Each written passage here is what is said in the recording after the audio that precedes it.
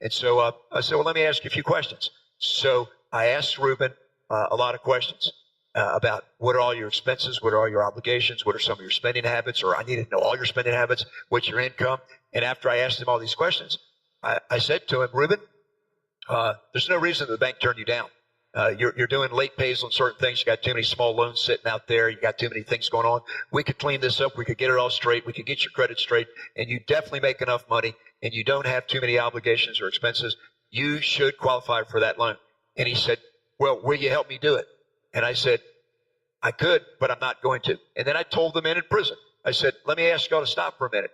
Is there anybody in here that this may apply to you? And here's what I said. I said, Ruben, the reason that I'm not going to help you is because you are a person that never listens to anybody else. You've got all the answers. Everything is the way you want it to be. And if I tried to help you, it wouldn't work because you're not the kind of person that will listen to anybody else. And I stopped and I said to the men in Northeast Correctional, does that sound familiar to any one of y'all that always going to do it the way you want to do it and not learn from others? So, that's kind of a sobering conversation. And so the end of the story is that Ruben begged me to help him. I always joke and say he started kissing my feet because we're karate guys. Didn't really kiss my feet. But the point was, I told him that here's the process. Every single day, you have to understand every single penny that goes through your fingertips, not nickels and dimes, but penny. And you've got to start paying attention to your spending habits. And there's a page in my workbook that's the key to the whole course. I take them in there right away. It's the page that's called, let me turn to it while I'm talking to you here. Just give me 5 seconds or so. Let me pull this thing up. It's in my workbook. It's called Keeping Track of Spending. It's topic paper number 5. There's 6 topic papers that I teach this with. Very little paperwork. But here's what it is. The whole process, and I'll stop just for a second and give everyone the secret. I will teach you right now on this show the secret to personal finance. And here's what it is. I want you to take about an hour, and if you're not willing to take an hour to look at yourself, then you're not going to make any changes anyway because you're not willing to discipline yourself and pay close enough attention. You're telling yourself that you're not important enough. You're not important enough to spend an hour to try to look at something to make your life better. If you can't take an hour for yourself, then there's nobody else in the world that can help you. This is one of the central themes that I'm talking about when I'm presenting to people. But so here's what it is. I want you to write down every single penny that you have spent in your life in the last 30 days. Okay? So just hold on for a second. You don't think you can do that? You can't remember every penny you spent? Okay, that's fine. Then write down categories that you generally know you spend money in. Start with the big ticket items first. Rent, telephone, utilities, car payment, insurance payment. Put what your normal food budget is, things like that. And just start kind of visualizing what you did. Reconstruct your life as you spent money for the last 30 days. It's not hard to do. Okay, so now as you do that, I want you to add up all the categories, start remembering what you probably would have spent. Try to remember all the times you went to fast food or did this or that, got a snack. Just remember what you did for entertainment. Try to reconstruct your life. Use your head. That's what this is all about. By the way, one of the pages in the workbook is a page out of Napoleon Hill's book, How to Own Your Own Mind, with the major benefits of organized thinking. We go through that whole exercise. My whole program is to try to get people looking at their lives, getting more disciplined, thinking about themselves. I told you last week about the library that I give out, but it's about thinking. It's about taking charge of your own life.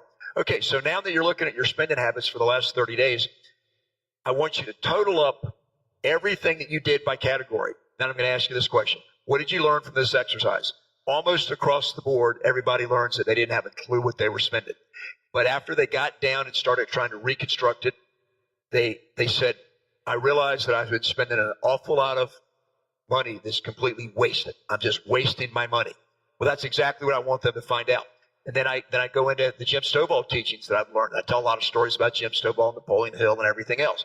Well, here's what it is. By the way, Reuben Campbell got his car loan, and I think it was, I said we can do it in 7 weeks, and we did it in 6 weeks. So Reuben got the car loan, and he came by, and he's very, very happy that he had got his credit straight. The secret to Reuben, though, was to pay off all the little bills that were outstanding and get those off of his credit, just get them all done really quick. And so, but Reuben succeeded, and that's where I developed this method where people have to look at themselves and what they're doing. every penny that goes through their lives. And he had to report to me every single day through the whole process, learning how to keep track of what he did. But he got really good at it because he was very disciplined. Okay, so as we go through the exercise of trying to understand what you've done, Jim Stovall, he talks about purpose. And he says that in life, we have a lot of shows on purpose, by the way, but in life, if you don't know your purpose, you're never going to succeed. There's a whole lot more we can talk about. But he says, if you're doing anything at all in your life that's not moving you toward your purpose, that's called a distraction. And you need to eliminate distractions. And so these are the kind of things that I'm just going all around talking about. So then they had a lot of questions about credit. So it ended up that I did probably 15 or 20 straight minutes on all about credit. And the question comes up, what's the quickest way to rebuild your credit? And so I gave a seminar inside my seminar just on credit. And this is where we're coming back to today's point of view of the show. And the name of the show is You're Better Than That. And in the next couple minutes, I'm going to bring out why the show is called that. So I'm talking about credit. And I let people know that most people in prison don't have any credit at all left. They can't pay bills while they're in prison and their credit's been destroyed. And so it's going to take them some time when they get out to rebuild their credit. So the very first thing I say about credit, there's a section in my book, my definition of credit is credit. I'll read that to you because it's really the starting point. And I get a lot of people that don't understand, how this is really going to change their lives, but you'll know in a minute. Credit is when one person or an entity does something for another person or entity with the reasonable expectation that the person that they did something for will do what they said they would do in exchange for what was done for them. Credit is not just about money. That's part of it. Credit is more about character, honoring your good name, keeping your commitment, doing what you said you would do. Credit is when other people trust you and are willing to do something for you, to work with you, and give you opportunities that you would have a very difficult time getting without help from others. So basically, credit is doing what you say you're going to do and honoring your good name. And so I tell people right from the very get-go that it's going to take some time to rebuild your credit, but I'm going to give you a couple pointers really quick here that will help you rebuild your credit. Now, this is one of the ones that I gave them in Northeast Correctional. When my son Josh was just getting ready to go to college, I took him to a bank.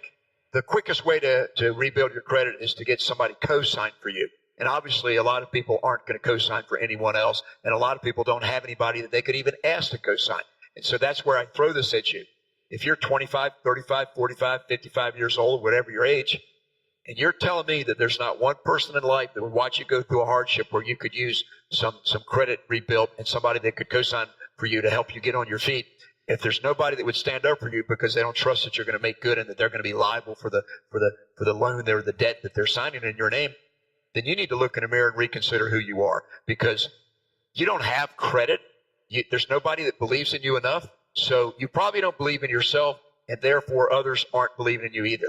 So the answer to what's the quickest way to rebuild your credit is to get somebody to co-sign for you. Get rid of all the little things that are hanging out there, get them off your credit report, and then make a loan payment and never miss a payment. Pay it on time, and at the end of a year or two, I give an example in my book of a 2-year consolidation for $5,000, a $237 a month payment, and at the end of the exercise, 2 years later, the note gets paid off. The person that had the note in their name took it back to Uncle Steve that just co-signed the loan and says, thank you, Uncle Steve, for helping me rebuild my credit. And I give him a big hug and I say, hey, I believed in you before you believed in yourself. This is kind of the lesson on credit. So here's what I did for my son Josh. When he started college, we wanted to build his credit. So we went to my bank, we borrowed $1,000. He signed the note and I co-signed it for him. And we put $100 into the bank account. This cost us $8 a month. The service, there was the interest on the loan was like 8%. It was $80. It was a little less than $8. So we opened up a checking account that had no service charges. We borrowed $1,000, deposited it directly into the checking account. We then signed the paperwork so that there would be an automatic draft from the checking account to make the loan payment in that bank. My son Josh signed the loan. We put $100 in the bank. A year later, every one of those 12 payments on the $1,000 loan was paid off. There was $20 left in the checking account. We closed the checking account, got the $20 back, and my son Josh had 1 year track record of making a loan payment to a bank on time every single month, and he started to establish credit. And the irony of the story was Josh was like 19 years old, 18 years old, and he didn't even remember that he had even taken out a loan in his name, because all he did was go to the bank and we set it up, and that was the end of that. Now he's got credit a year later.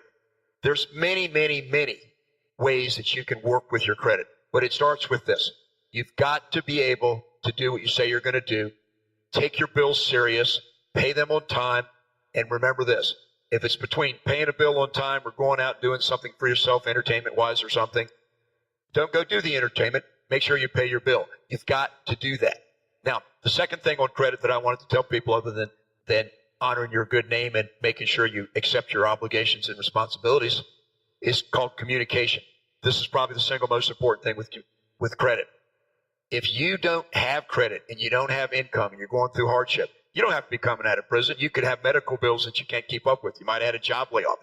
This applies to everybody. If you're a person who is having a hard time and you've got payment plans, I tell my story all the time, but I've had 15 major surgeries. I've got a couple cancers. Yesterday I was honored and thrilled that my wife and I walked in Light the Night and at the Leukemia Lymphoma Society that funds so much cancer research, and I wore a shirt as a survivor. I put an ING on it because I'm surviving. Multiple myeloma is incurable, so I've been dealing with it for 17 years. I was given 5.5 years 17 years ago, but 17, well, here we go.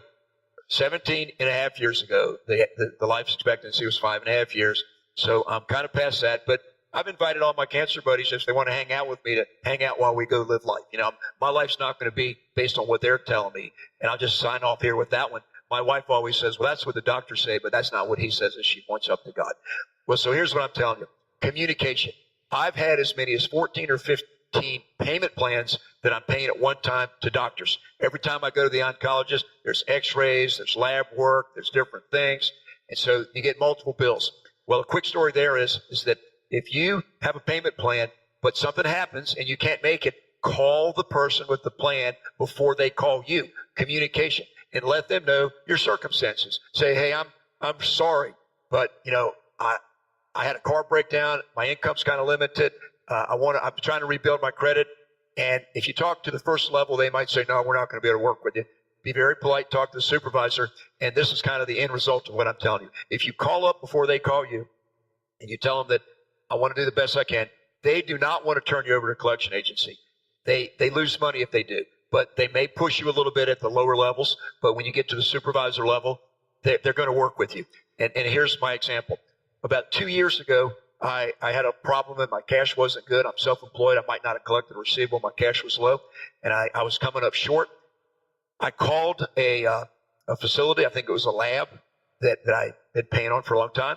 And I asked to speak to the person. The woman got on the phone. She was nice as she could be. And I said, my name's Steve Copeland. And I started discussing it. And I said that I've got a payment due. Might have been like $55 that month or something, for like another year. I said, I have a payment due, but I've had this happen and I'm kind of coming up short. I was calling to ask, could I have a month break on my payment plan? Here's what the woman said to me. She said, Mr. Copeland, I'm looking at your account. You've been making payments to us for 14 years. And you've done very, very well with us, and we're here to work with you. She said, I'm going to put a note in your file, and I'm going to not have you make any more payments for 90 days. I said, what? She goes, yeah, would that help you to just let you go for 3 months instead of 1 month? And I said, are you kidding me? I called to ask you for 1 month, and you're just giving me 3 months? She said, well, Mr. Copeland, you've done very well. We want you to succeed. And I just told her thank you. And then she said, and if in 90 days you're still having any problems, call me up and we'll work with you some more. When you have credit, when you honor your word, and when you're doing the best you can, meeting your obligations, people will work with you. I say we're all in the same boat. So this is kind of a flavor of what I'm saying. So I go through all this stuff about credit. I sum it up to main points. Do what you say you're going to do. Consolidate your loans if you can. Communicate with all your creditors when at all possible. Make sure that you do a budget and a plan so you know what you've got. Never, ever commit to something that the first line person's trying to say. If you've got a $300 bill and you say, I'd like to make a payment plan, and the person says, well, hey, we'll accept 2 payments, one today and one in 30 days. And you say, I can't afford to do that. I'm not on my feet yet. She goes, well, I'm sorry, I can't do anything else.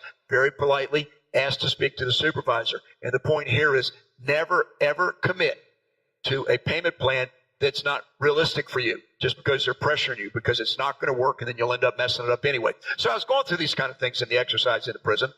And then when I finished, this gentleman way over on the other side, he raises his hand and he goes, yeah, but